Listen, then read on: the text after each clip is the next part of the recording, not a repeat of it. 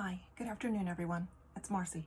It's Friday, I think the 5th of June. I'm losing track of days. But it is our first Friendship Friday of our Permission to Land VIP launch team. And I want to talk about friendship and what friendship means to us. And I thought that the best way to sort of segue into that would be to read you a little bit of an excerpt from my new book. This is the proof copy. If you order one, it won't have this ribbon in front of it. From my chapter called Friends Show Us Who We Are, which is chapter 41 in the book. I thought I would read a little. Let my words say it for me anyway. So chapter 41, Friends Show Us Who We Are. A friend is someone who gives you total freedom to be yourself. Jim Morrison, one of my favorites. I would never have thought that I was somebody for whom it was difficult to make friends. I've always had friends. There have always been times when my friend group was larger than others. In high school in 1982, I had lots of friends. My primary friend group, the people I was closest to, whom I spoke with daily and shared highly personal details, was quite small, but maybe not more than 3 or 4 people. But I had a larger group of secondary or even tertiary friends. This makes sense. These were the people I knew through affiliations, clubs, classes, activities. We had things in common. We saw each other regularly because of some external force, such as a weekly club meeting or a scheduled class or a rehearsal. Once those external scheduling commitments were over, the friendships dissolved. This also makes sense. One of my best friends throughout my whole, there's my cat Luke chiming in. One of my best friends throughout my whole childhood and adolescence lived next door to me. She was 2 years older, but because of proximity, we were always together. We were close, and it was through her that I learned of the birds and the bees. Dee told me everything, every detail. My mother had very awkwardly talked to me about menstruation and held a tampon under a faucet so I could see it absorb water. At the time, I had no idea how this was related to a girl's period, and my mother made it clear that she didn't want me to ask questions, despite her telling me I could ask her anything. My friendship with Dee lasted until I went away to college and she got married and moved out of state. Now we're friends through social media and really actually talk, nor do we see each other. Life gets busy, families take priority, time marches on, but deep down, I hope she knows that I will always love her. My absolute BFF, best friends forever in middle school and high school was Melanie. She was my soul sister and confidant, even when I couldn't share secrets with anyone else.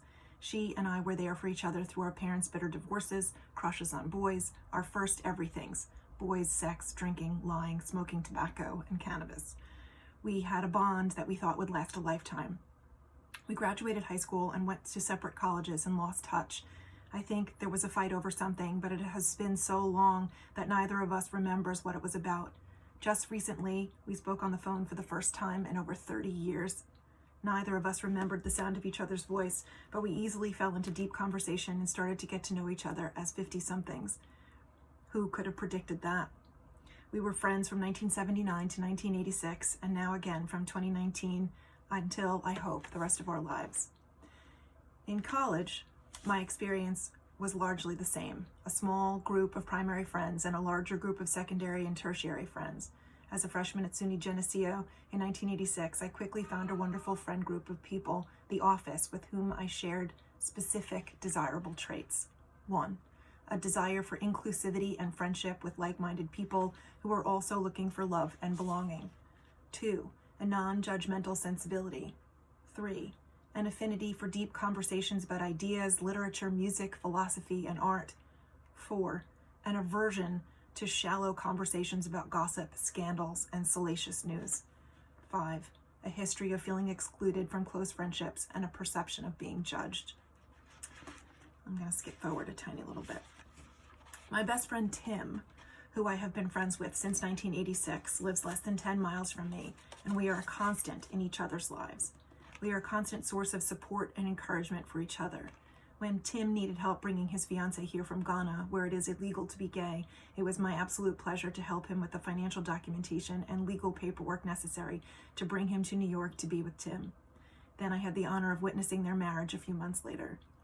Tim had been the officiant at my second wedding when I married Michael, who was also a member of the office crew from Geneseo. In fact, Michael and Tim became friends in 1984 because they are 2 years older than me, a fact I will never let them forget. Tim and I also share our love for art and literature, as we are both artists and writers.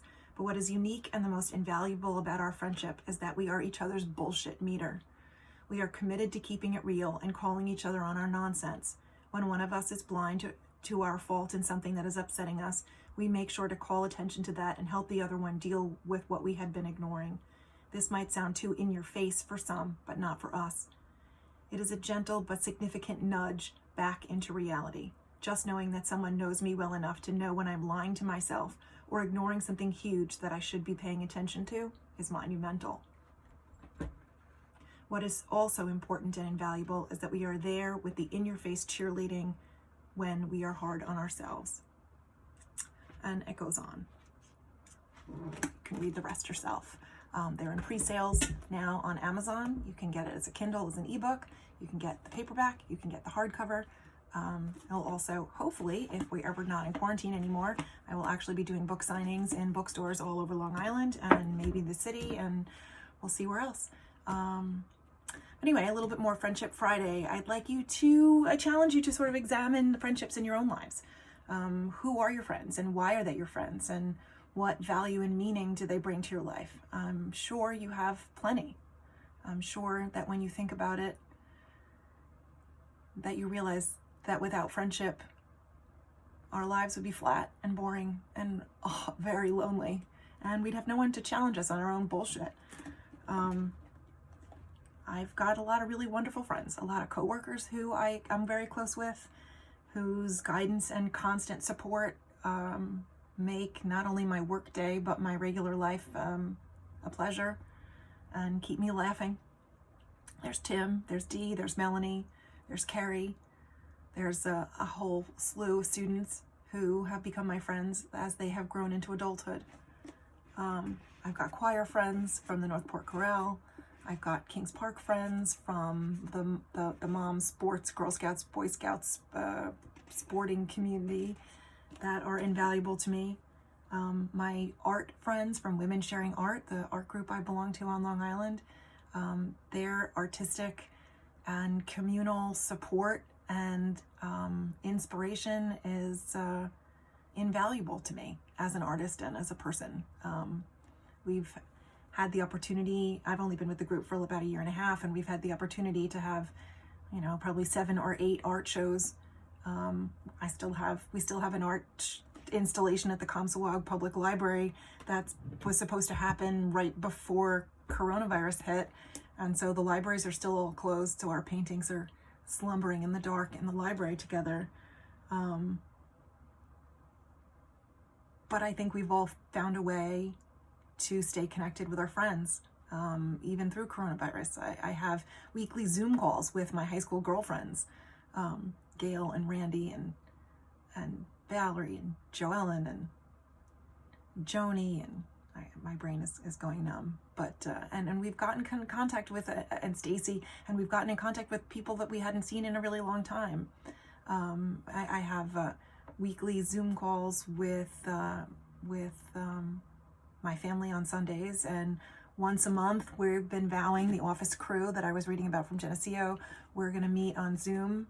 We did twice recently in the last couple of weeks, and it's really invaluable, especially because we're all so isolated now in our homes and not going out and not seeing anyone, that the connections with our friends mean everything. So that's that. So it's Fabulous Friendship Friday. How many F's can we string together? I love alliteration. Permission to Land, VIP, launch group, launch team. I'm extremely honored, humbled. Humbled is a really good word.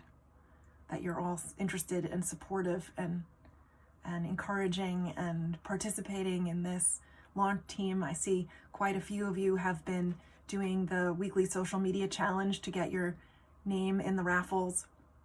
Yesterday I posted some pictures of the raffle baskets. I keep saying baskets, they're not really baskets, but the summer beach read bags and other things that I'm raffling off. And if we have more people join the group, I'll be more willing to raffle off other things. I've got more scarves. I've got pillows that I made out of out of my artwork. I have all sorts of stuff. I could raffle off prints. I could raffle off paintings. We could raffle off more books. You know, I mean, there's no end to what I'm willing to give away for the increased enthusiasm and the growth of this community.